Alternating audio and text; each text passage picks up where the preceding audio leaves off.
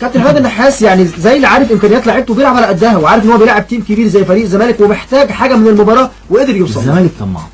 الزمالك طماع. الشوط الاول كان عنده تحفظ، ما شافش ان الزمالك عمل حاجه الشوط الاول، شايف ان اللعيبه محبطه ما بتأديش بالشكل الكويس، شايف ان الزمالك مش يومه، الزمالك ما أداش خالص في الشوط الاول بالشكل الكبير، شايف ان ما فيش تجانس، شايف اللعيبه بتلعب فردي. استغل وقال لك اغير الاداء واغير الاسلوب، وده اللي عمله بدايه من الشوط الثاني. الشوط الاول لعب طبعا دفاع متقدم وضغط على الزمالك من منطقه ال 18 وقدر يضغط عليهم من بدايه الشوط الاول، وده اللي كان مغير وكان بشكل مفاجئ جدا. كثف هجومه وضغط بيها تراوري وحسام حسن وعبد الرحمن حسان ومحمد عبد الحميد ميدو ومحمد شعراوي وسمير فوزي، عملوا كثافه هجوميه، قفل بيهم نص الملعب، طلع ضغط بيهم على خماسي الزمالك اللي كان موجود في الملعب، احمد ابو فتوح والونش وعلي جبر واسامه ابراهيم قبل ما يخرج وطارق حامد ودونجا، وشكل عليهم كثافه عدديه، وقدر من خلال قدرات لعيبته انه يقدر يحقق بعد 5 دقائق من الشوط الثاني هدف بشكل رائع جدا من خلال انطلاقات ميدو في دفاعات الزمالك. وميدو لما انطلق كان حواليه 3-4 لعيبه من نادي الزمالك، بدل ما يصوب في المرمى وهو جوه الستة رجعها للي جاي. طبعا اللي جاي تراوري صوب، الدنيا مفتوحه قدامه، جنش حاول يبعد الكره وينقذ باطراف ايده كده، سقطت قدام ميدو تاني اللي مفيش غير المرمى خالي بيحرز هدف، وده اللي غير شكل المباراه. بعدها الكابتن عماد النحاس كل تغييراته دفاعيه، سواء طلع ميدو وبعد كده طلع شعراوي، وكل تغييراته ابتدى يقفل خلاص ورضي بالنتيجه وحاول يحافظ على الهدف، ونجح انه يحافظ على الهدف في ظل ان كل تغييرات الزمالك الهجوميه ما ادتش المطلوب منها. لعيبه نازله ما عندهاش التركيز الكبير، لعيبه مشوشه، لعيبه بعيده بشكل كبير جدا عن التركيز، شايفه ما فيش حد بيعامل لعيبه الزمالك نفسي، لعيبه الزمالك في حاجه للمعامله النفسيه في ظل الضغوط اللي حواليهم، في ظل ان كل شويه في مدير فني هيمشي، في كل ان هم مستنيين المدير الفني البرتغال لما يجي، اذا لم يوفق في الفتره دي طب اداره الزمالك جايباه لي الفتره المتبقيه في الدوري ولا جايباه لي الموسم الجاي؟ وجود إناسيو في الملعب النهارده اثر على لعيبه الزمالك؟ لعيبه الزمالك اكبر من انه ياثر عليها مدير فني، ولكن بالفعل الموقف كله مؤثر.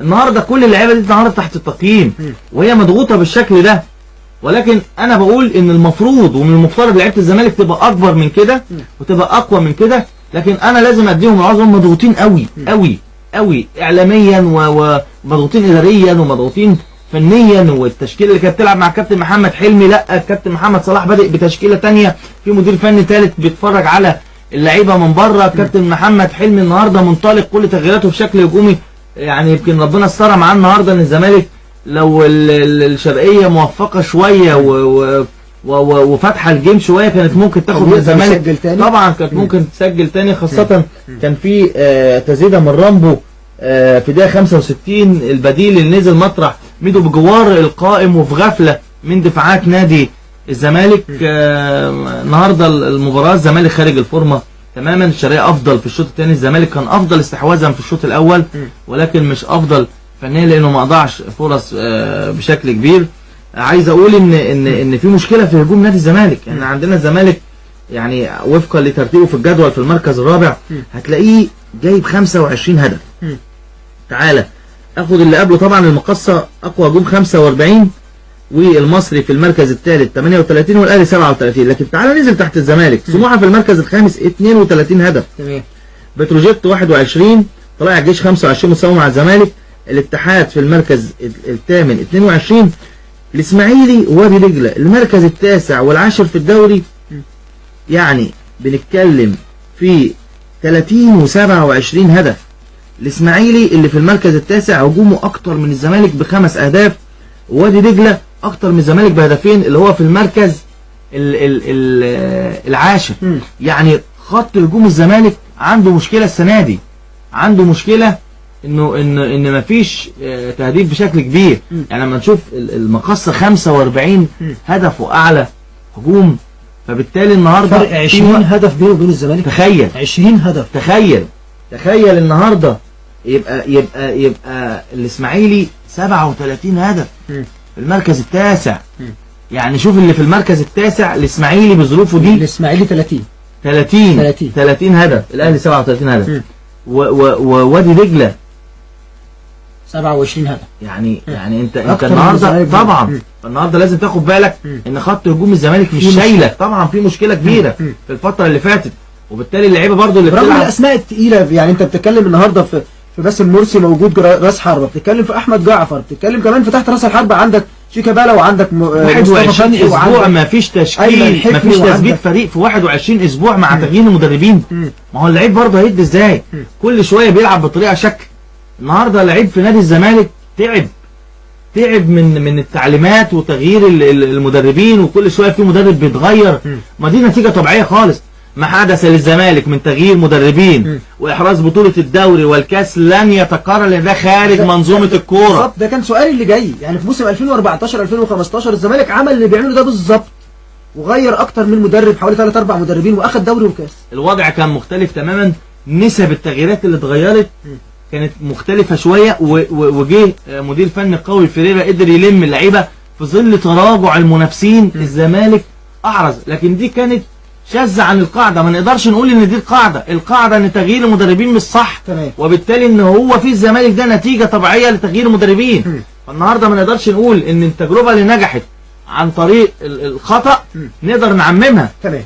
طيب النهاردة المباراة بنتيجتها النهاردة وفوز الشرقية على الزمالك حملت اكتر من رقم، منهم الايجابي للشرقيه ومنهم السلبي للزمالك. الايجابيات للشرقيه النهارده، الشرقيه بيفوز الشرقيه طبعا متزيل الجدول النهارده، ساب المؤخره خلاص، ساب المؤخره وطلع فوق النصر للتعدين بنقطه. الزمالك تخيل الهزيمه الثالثه مباشره، هزيمه من المقص، هزيمه من سموحه، هزيمه من الشرقيه. تمام. صعب جدا على فرقه زي الزمالك تاخد 3 هزايم ورا بعض بهذا الشكل.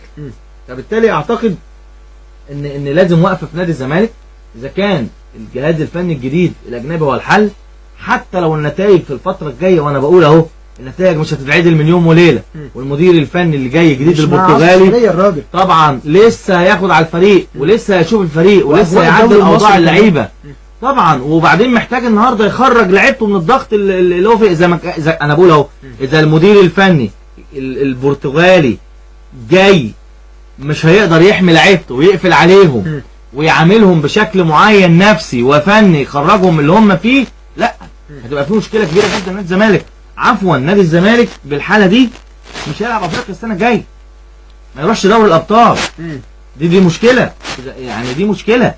فبالتالي خساره النهارده بتبقي الزمالك في المركز الرابع برصيد 40 نقطه طبعا، وفارق كبير جدا. النهارده المقصه دخل هيعمل جيم مع النادي الاهلي النهارده، قربت جدا.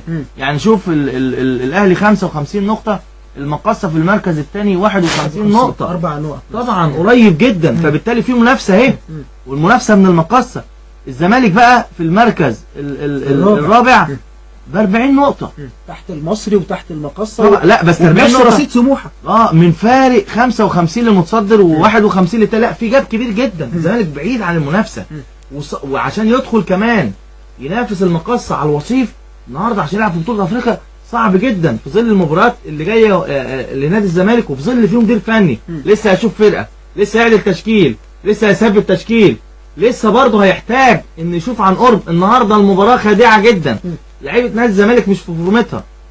فبالتالي للاسف المدير الفني البرتغالي قعدته بره فوق او على الدكه مش هتفرق، لان النهارده ما شافش اللعيبه في مستواها. هيكون حكمه ظالم على لعيبه الزمالك، مش لعيبه الزمالك. لازم يحط في اعتباراته لعيبه الزمالك مضغوطه، لازم يحط في اعتباراته ان لعيبه الزمالك بتغير اكتر من لازم يحط في اعتباره لعيبه الزمالك محبطه.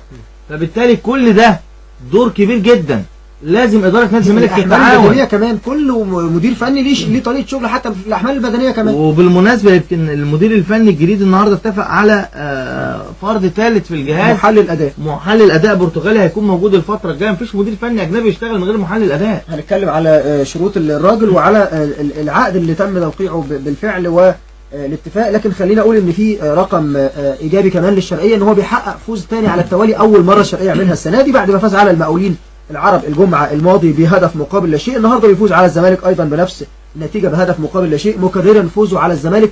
اول فوز للشرقية على الزمالك، والفوز الوحيد قبل ده كان في موسم 99-2000 في 16 نوفمبر كامل يوسف، والهدف ده كان اخر هدف قبل ما الشرقيه يهبط سنه موسم 99 2000 بالظبط كده.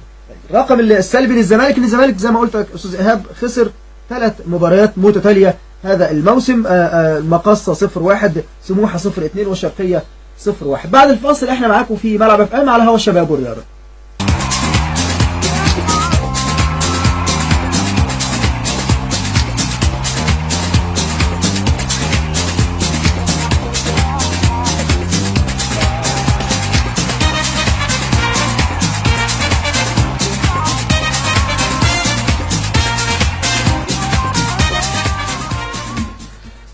الشرقية بيفوز على الزمالك بهدف مقابل لا شيء في المباراة المؤجلة من الأسبوع رقم 21. قبلها كان في مباراة اتلعبت في ظهيرة اليوم ما بين الداخلية وطلائع الجيش، وانتهت بالتعادل الإيجابي 1-1 في ختام الأسبوع رقم 23 من الدوري الممتاز لكرة القدم.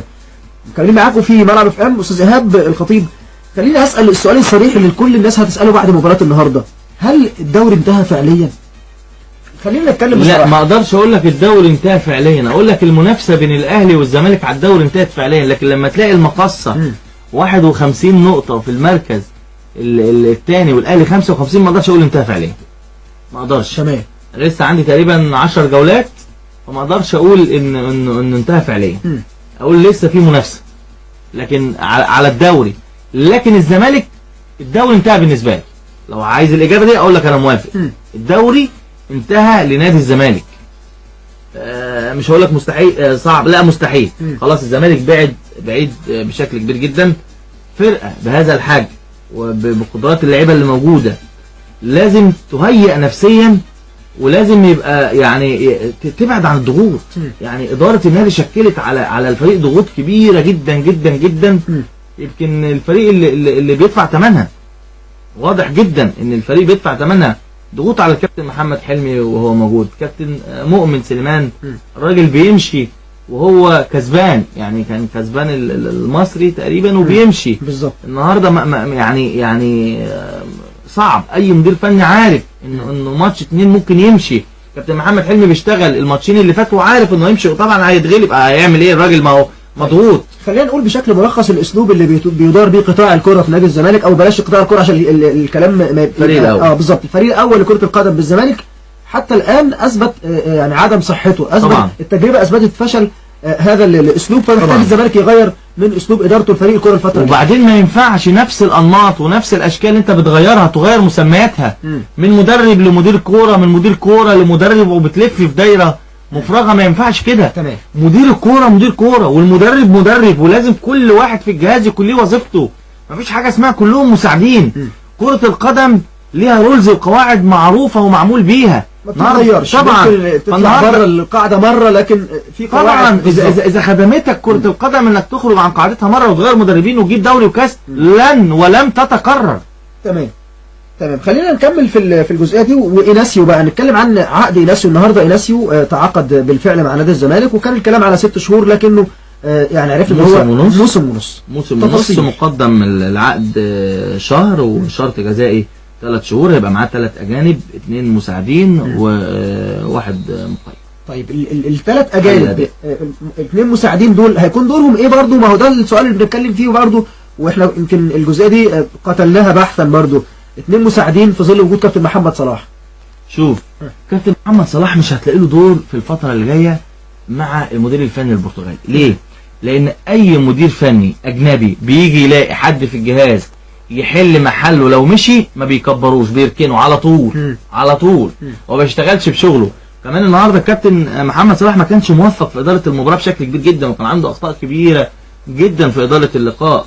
النهارده المدير الفني البرتغالي مش هيعتمد على الكابتن محمد صلاح خالص، هيعتمد على الطاقم بتاعه.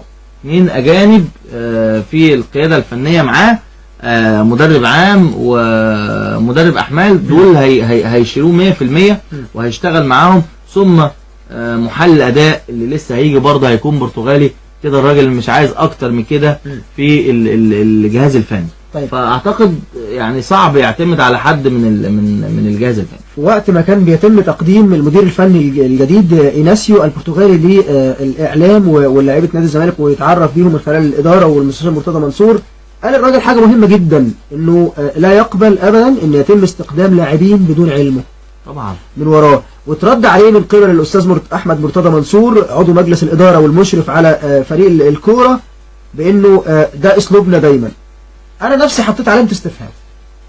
طبعا الكلام ده مبكر، احنا مش عارفين ايناسيو هيقعد لغايه ما يجيب لعيبه اول الموسم ولا هيروح. تمام، ده نمره واحد يعني عشان احنا نتكلم بصراحه. فبالتالي هو اتكلم في حقه.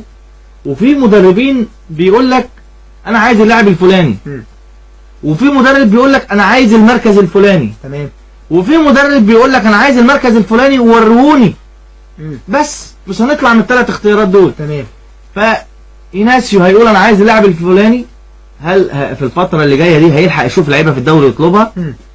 او ممكن بحكم ان هو جه في هذا التوقيت يطلب يقول لك انا عايز لاعب في المركز الفلاني 100% هيجيب راس حربه. تمام.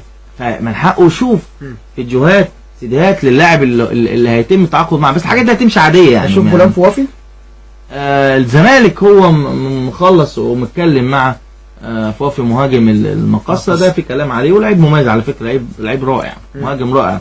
في حاله عدم قدرتهم او انهم ما يوفقوش انه يجيبوا مهاجم من افريقيا يكون كويس، لكن عينهم برضو محليا على هذا اللاعب. طيب لو حطينا خريطه طريق لايناسيو الفتره اللي جايه في فريق الزمالك بهذا الشكل ما يرضيش حد يعني. احنا ككل متابعي الكره في مصر، الزمالك فرقه كبيره ونادي كبير و يعني صعب تلاقيه في هذا الشكل في الدوري بمجموعه اللعيبه الموجوده. تمام. خطه العلاج الروشيتا. طيب الروشيتا ما نقدرش نحطها غير لما نشوف هل مخطط الاداره ان الراجل ده جاي السنه ونص، يعني مهما يعمل الفتره اللي موجوده دي في الموسم هتخليه يكمل معاك، ولا من الصح انك تبقى جايبه الموسم الجاي. تمام. يعدل وخلي بالك الفرقه مش محتاجه في نادي الزمالك لعيبه كتير، يعني التدعيم انت هتدعم في خط الهجوم، لو عندك تدعيم عندك 2 حراس مرمى على اعلى مستوى، ان كان جنش مستواه متذبذب في المباريات الاخيره كلها، وحتى النهارده مستواه متذبذب، وده من الضغوط برضه لان هو لاعب عليه ضغوط كبيره جدا. عنده خط ظهر رائع، اللعيبه كلها بتاعت منتخب مصر، لعيبه دوليه. عنده تحت رؤوس الحربه لعيبه مميزه. عنده في الديفندر احسن لاعب ديفندر في مصر طارق حامد، وجنبه دونجا لاعب مميز، واحمد توفيق، لعيبه كلها مميزه جدا. خط الهجوم شويه قد يكون اللي بيعاني مع نادي الزمالك، مفيش الفيرود او الاسترايكر اللي تقول عليه هو اللي جاهز. فاعتقد ان تدعيم فرقه زي فرقه الزمالك مش صعب، يعني سهل جدا. تمام. هطلع فاصل